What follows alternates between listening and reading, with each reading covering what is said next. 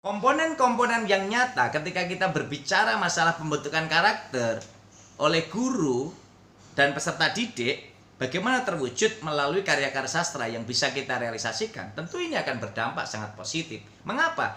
Karena dampak nyata inilah yang nantinya akan memberikan kontribusi nyata terhadap pembelajaran, terhadap materi, terhadap media, terhadap karakter anak didik kita. Sebagai contoh, karya sastra yang kita lakukan, yang kita baca, bukan semata-mata kita membaca, tapi bagaimana hasil bacaan itu kita implementasikan menjadi bentuk tulisan.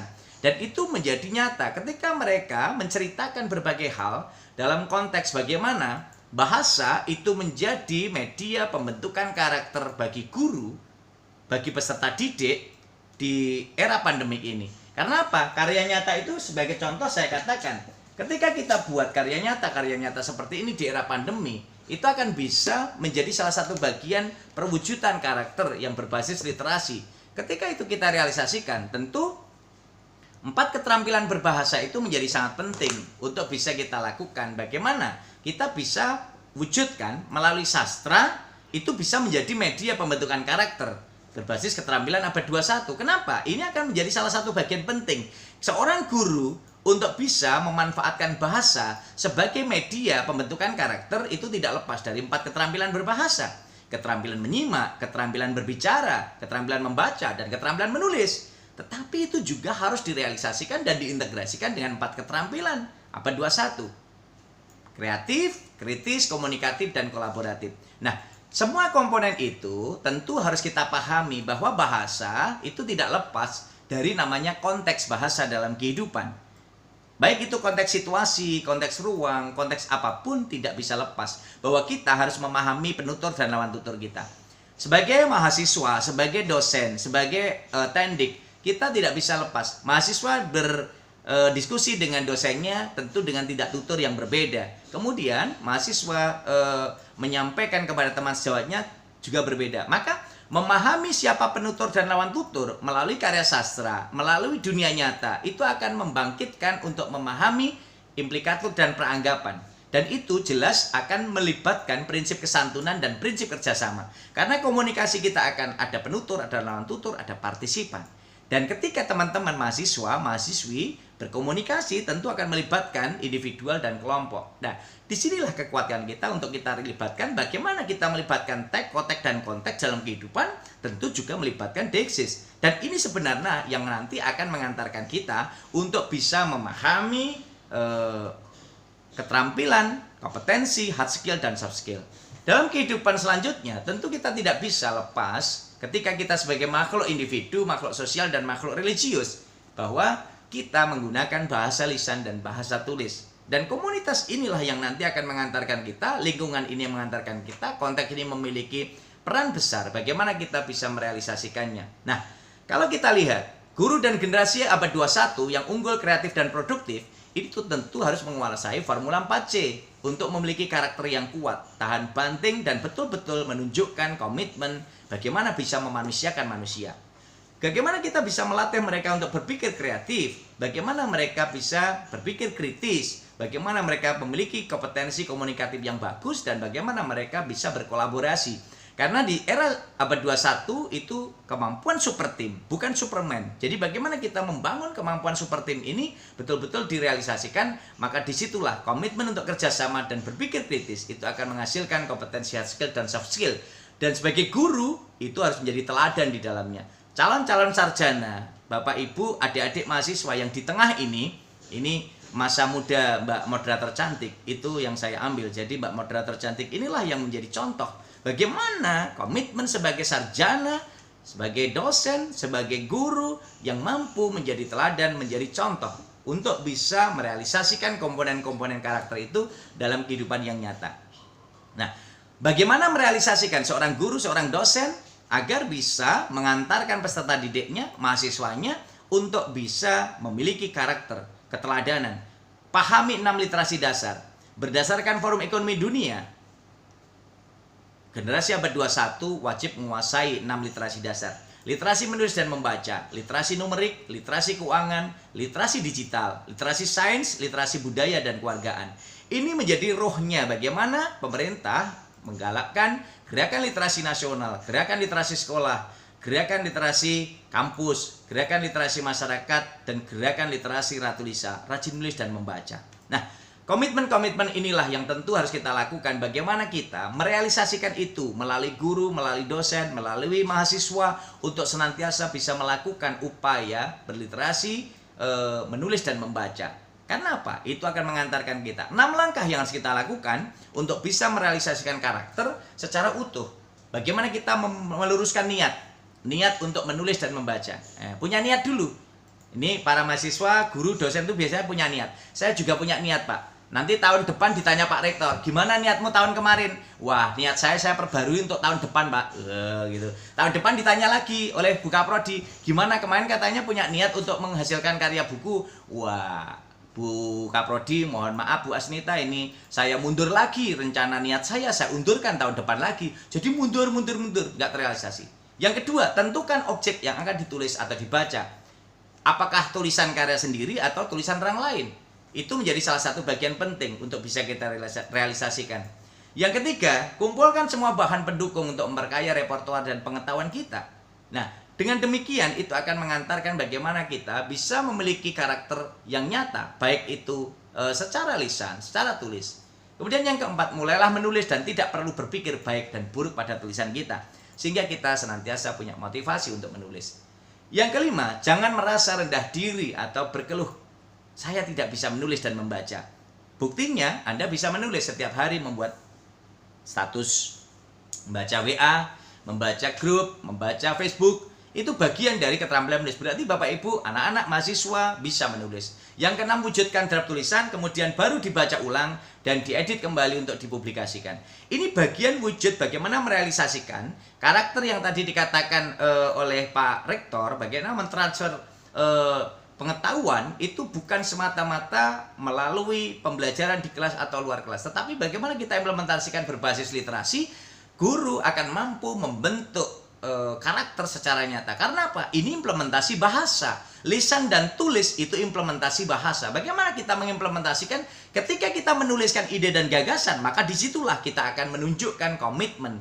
Ketika kita menuliskan, tentu kita akan menjalaninya. Nggak mungkin kita menulis akhirnya tidak dijalani. Nah, itulah wujud kenyataan bagaimana guru dan dosen akan mampu mengantarkan mahasiswa. Sehingga mahasiswa-mahasiswa kita, kalau kita kirimi di grup, yuk sarapan pagi, tulisan Bapak di media Radar Medan misalnya. Ini menjadi bagian penting. Mereka akan terpantik. Loh, Bu Helena, bagaimana kita bisa menulis di situ? Nah, ini terpantik.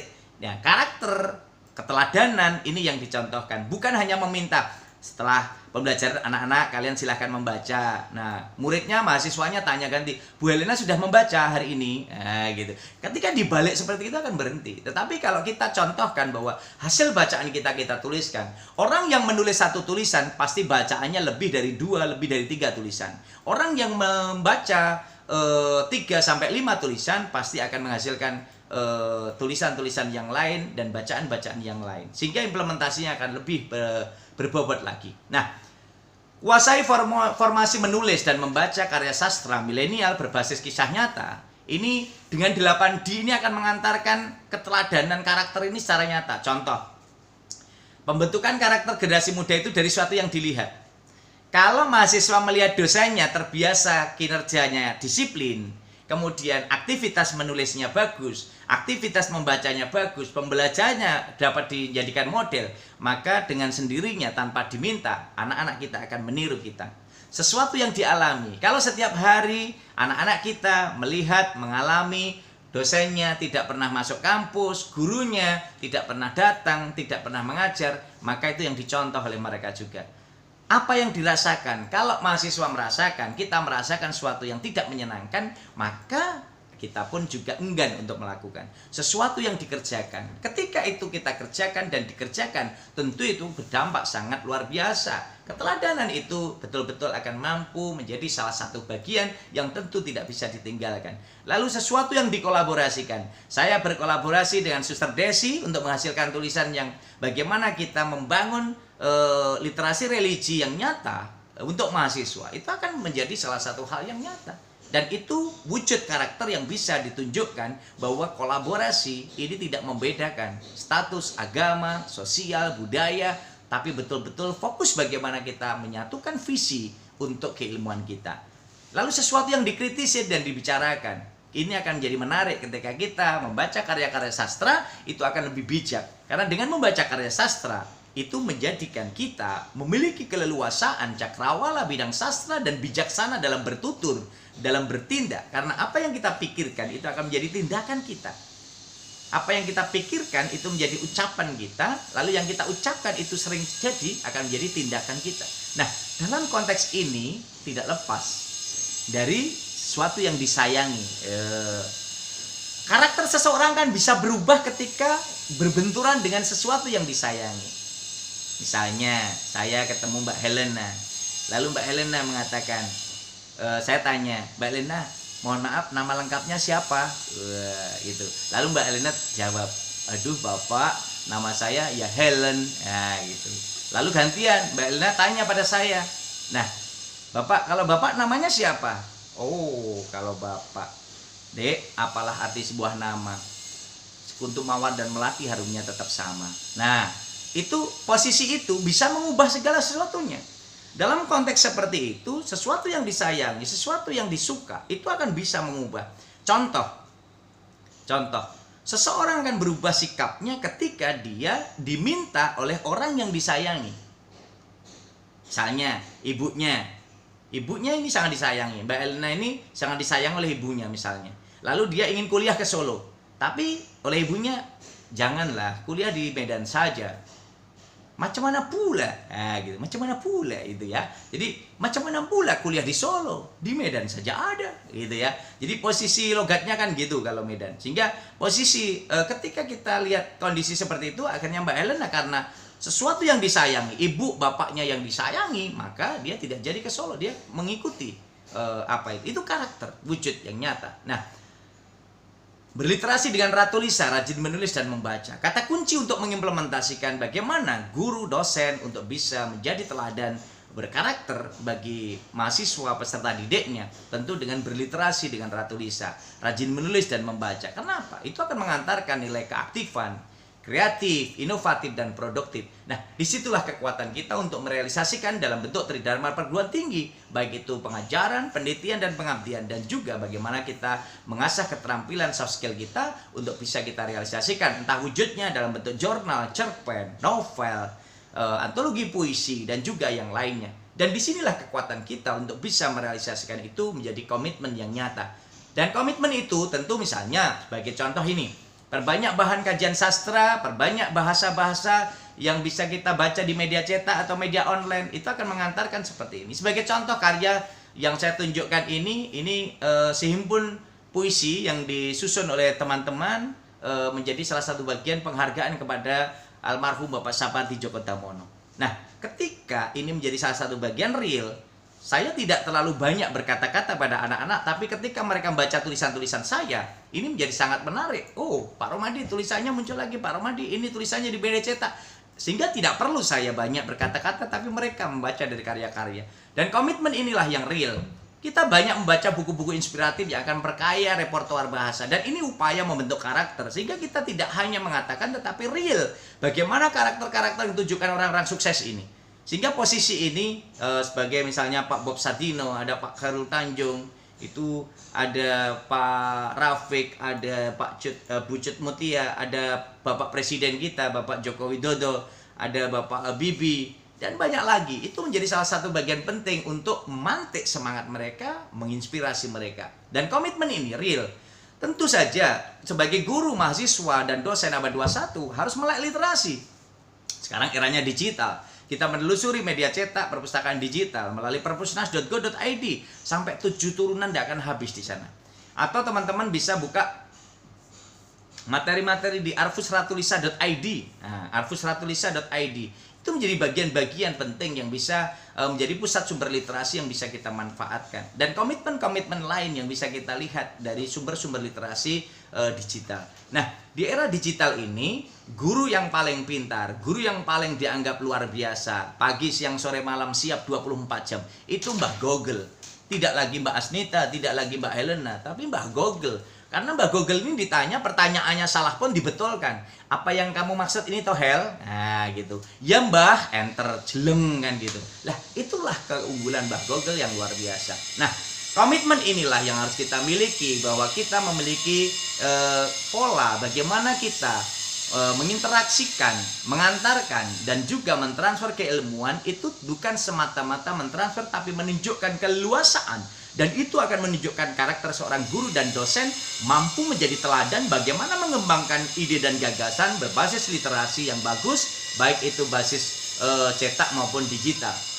3 yang harus kita miliki sebagai guru, sebagai dosen, sebagai mahasiswa abad 21. Milikilah PDB seperti yang katakan Pak Hermawan Kartajaya.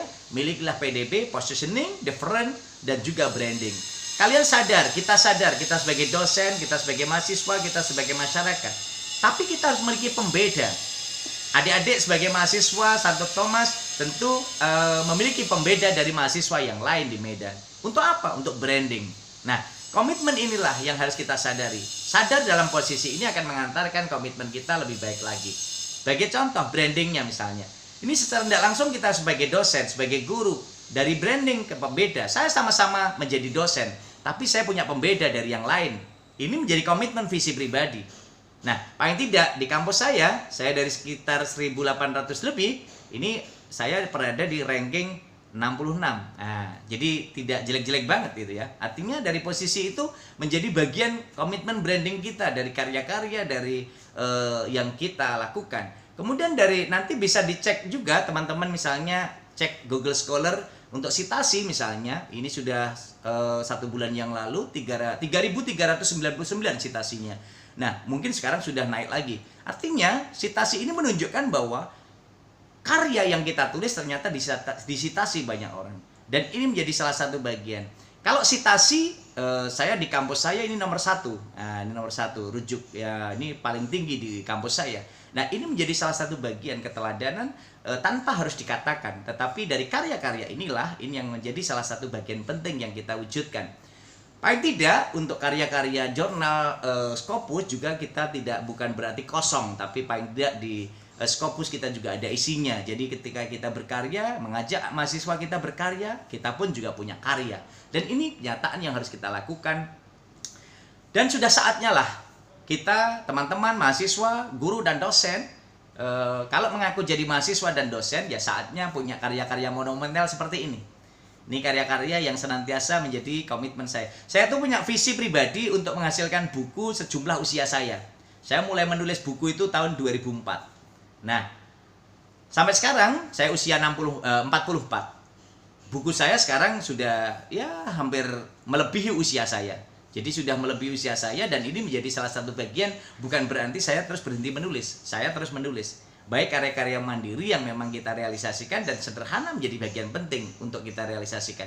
Nah, kolaborasi di era new normal inilah yang mengantarkan kita untuk memahami bagaimana kita pembelajaran dengan blended learning. Ini menjadi sangat penting untuk bisa kita realisasikan dengan memahami konteks kebahasaan, konteks situasi, dan konteks suasana pengembangan di era new normal ini. Karena apa? Ini menjadi salah satu bagian kita mengintegrasikan dari model pembelajaran kreatif inovatif berbasis PyChem, tapi juga situasinya memungkinkan. Nah, dalam konteks seperti inilah tentu kita memahami bagaimana kita merencanakan, melaksanakan, dan mengembangkan sistem pembelajaran yang inovatif, tidak hanya mengejar pada kebutuhan kita, tetapi juga menyelaraskan dari kebutuhan anak-anak, mahasiswa, peserta didik. Dan ini akan mengantarkan guru dan dosen mampu memahami semuanya bersama-sama dalam aneka suasana. Sehingga yang harus kita lakukan tentu evaluasi diri. Tidak bisa apa yang kita inginkan harus terwujud semua, tetapi evaluasi diri ini menjadi penting. Bagaimana kita bisa menentukan tujuan, lalu mendeskripsikannya, kita tentukan indikator keberhasilannya,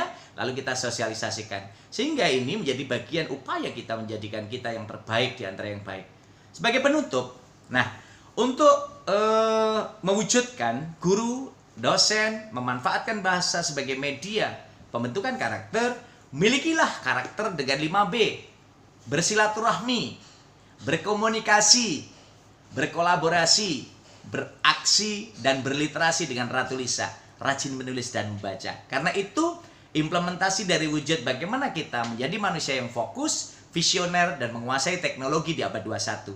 Dan tentu saja, jangan lupa, tetaplah tersenyum 228, 2 senti ke kiri, 2 senti ke kanan dalam 8 detik mengembang. Itu bagian nyata, wujud karakter untuk kita bisa memanusiakan manusia kalau kita ingin dimanusiakan oleh manusia. Lalu selalu berpikir kreatif, inovatif, dan produktif. Karena komitmen itulah yang nyata akan kita lakukan agar kita tidak pernah putus asa. Ingat pesan Pak Harvan dalam novelnya Laskar Pelangi. Kalian harus memiliki keberanian dan pantang menyerah menghadapi tantangan macam apapun. Dan ingat, hiduplah untuk memberi sebanyak-banyaknya, bukan untuk meminta sebanyak-banyaknya. Sehingga kalau itu kita lakukan, saya yakin menjadi guru, menjadi dosen, menjadi mahasiswa, kita akan tetap bersinar selamanya. Karena kita akan bisa bersinar seperti bintang, bulan, dan matahari yang menyinari bumi sepanjang hari, baik tampak maupun tidak tampak oleh manusia. Dan komitmen itulah yang harus kita lakukan, bahwa kita harus selalu membaca dan menulis, dan menulislah untuk dibaca umat sepanjang hayat. Karena komitmen itu akan menjadi komitmen kita seperti bintang, bulan, dan matahari yang selalu menyinari bumi dengan tulisan-tulisan kita. Dan tentu saja kita sebagai makhluk di bumi tentu akan mati, dan tentu komitmen itu yang kita tinggalkan dengan karya dan karakter kita. Kalau gajah mati meninggalkan gading, harimau mati meninggalkan belang, manusia mati meninggalkan hutang. Oh enggak, meninggalkan nama baik gitu ya. Dan itulah luar biasanya kita. Saatnya sekarang kita berliterasi bersama dengan Ratu Lisa, rajin menulis dan membaca, karena itu akan menjadi komitmen kita untuk selama-lamanya. Terima kasih, itu menjadi komitmen bersama, bahwa pesan saya ini untuk kita semua, mahasiswa baru, guru, dosen di seluruh Indonesia.